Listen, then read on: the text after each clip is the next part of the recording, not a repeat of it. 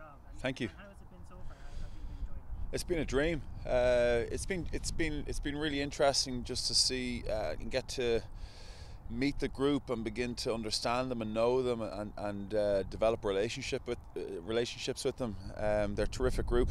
I've loved every second of it. And I think we've got a brilliant management team in place, and I think we've got a really good squad in place, and hopefully we can go out and do something in the Six Nations. I know you were involved before in what would probably be considered the peak success of Yeah. rugby, and then you went to the States. How was your time in the States? Your experience over there with Yale and a few other places? It was great. It does make you kind of grateful for everything and entitled to nothing, because they have rugby teams before they have rugby facilities. So even at the national level, at times you didn't have enough GPS units, or we're staying in hotels that mightn't have been the best hotels in the world, and food at times is quite questionable, even for the national men's side that went to a World Cup. But they loved every second of it, the Americans, and they were grateful for it. It really made me realise, when I came in here for the first day, I didn't know what to expect, and as an environment to work in, it's just incredible. It's like, I just consider myself very, very grateful that I have the opportunity to not only work here, but also have the opportunity to help, hopefully guide the current players to do something pretty special. With the current players, that group you had in 2013 and 14, what were the kind of elements that group had that you'd like to see in this group? I'd like to think that certain elements have been there throughout the last 8 years. I mean, like, to win at international level is really tough because all of the countries are improving as well. And I think sometimes we just expect it to happen. I think there's lots of similarities. You got to enjoy what you're doing. You got to enjoy the hard yards. You got to enjoy getting up early when it's dark, and you got to eat well, and you got to have good patterns of behaviour to be a successful athlete.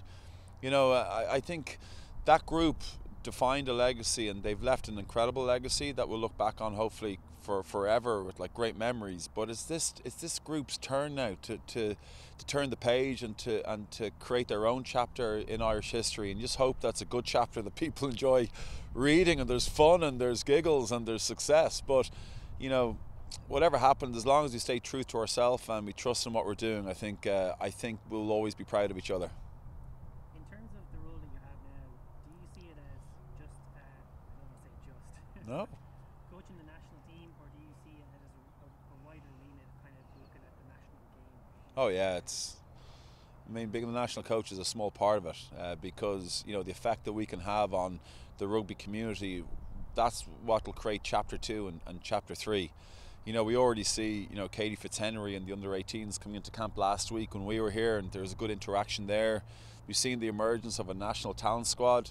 There's young people who have really good talent and have good ability for development. So I think, whether you go down to Mullingar and you meet Ed and the under-12s on a Sunday morning, or you're going to a national squad, they're all the same thing. Every time you're promoting the game, every time that you're trying to talk about the game, you're sharing your story and what you hope is going to be a special moment for anybody who's involved in it, and that's what we're trying to build, and that's what's exciting about it.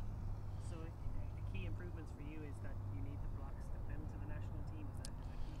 Always. I mean, in any sport or in any business, you need to have the ability to develop and to grow and to be more successful.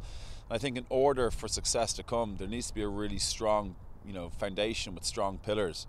And pillars are pretty much there. I mean, there's a lot of really good stuff that's happening. I mean, we're moving forward. The Six Nations is like the first dance, and we just need to focus on a really, really good, tough Wales side that's coming to Dublin on Saturday, and it's going to be a tough game, and we got to get things right to compete against a Welsh side that are going to the Rugby World Cup, that are now professional. So I think we're up for the challenge, and we'll learn from it, and hopefully we can pick some things up that can make us better for the next game against France. In order to play the game at the highest level, if you look at the men's side, if you look at the under-20s, they're prepared through an athletic performance point of view that makes them competitive. They can withstand pressure, they can withstand physical confrontations, they can withstand long periods of high intensity ball and play. So we're starting that journey out, and already we're seeing that Cian Gormley has done a great job with the squad leading up till now. So we'll just continue to get better throughout the Six Nations, and hopefully at the end of it we've learned a lot that will make us stronger moving forward. One of the kind of complaints previously was that the balance between the 15s and the 7s game. Yeah. Is that something I mean, I don't see it as being a complaint. You have a high performance environment where you have these brilliant athletes that are available for 15s. Our 15s players are available for 7s. They're just designed slightly differently. I don't see it as being a big thing. Myself and Aidan, the head coach of the Sevens team, are very aligned. He's got a really good outlook in the game, and I've already picked his brains around the 15s and what we can do better. He gives me feedback on 15s training sessions and footage. At the moment, we're working off a small enough player pool, but the more that we can develop our pathway and our underage system, the more that group will grow. So maybe you're less reliant on the same people doing both games, but I don't see any complaints. I think I'm pretty happy that we have the ability to bring them into our program, even for 3 or 4 games, whatever it is. I'm delighted with that. Sounds like a nice cross-pollination. Yeah. In terms of, you said Wales, obviously France and England, with professionalism, it always seems like the cards are a bit stacked against you at the start. Yeah. Would you see in maybe 5-10 years time, does Ireland women need to progress towards professionalism? Is that an aim? As I said, I've said a lot today. Like, professionalism is Monday morning at 6 a.m. and it's dark and nobody's seeing what you're doing. You're getting out of bed, you're eating well, you're sticking to your strength and conditioning program, you're watching the footage back, you understand your figures around your stats that you've been given. I don't really think about that. Like, my focus at the moment is on a really, really talented Welsh side that are coming out, that are very, very physical, with a really smart coach, Ian Cunningham, who I know pretty well from being involved with him, like in a social media group, a WhatsApp group that Bernard Jackman created.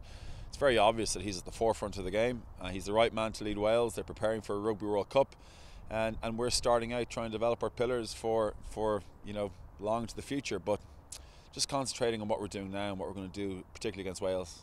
And in terms of that then, what are your kind of key goals, key targets for the championship? I always say that I want to make sure that at the end of a game, when people switch it off, whether they're watching at home or they're leaving the stadium, they've had a good experience.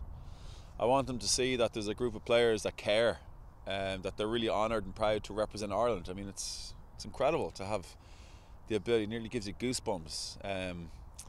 I don't never think about winning or losing. I never have. I think that's a byproduct of your system and your processes. So the more that we understand our process and the more clarity we can get, I think the better we'll be, and hopefully the more successful we'll be as a group. And that might take a bit of time, but time's on our side, I think.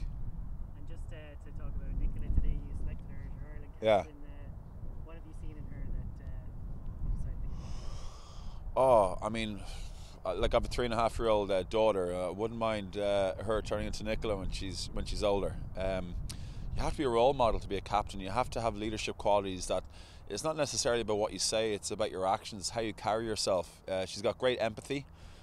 She's very smart. She's gritty. She's got that determination that you need to be successful, and she epitomizes the heartbeat of our culture that we're trying to build. So, there were a couple of girls that could have done what Nicola's doing, and Nicola's the right choice for now, and we're excited to see how she also develops throughout the 6 years, this year's Six Nations.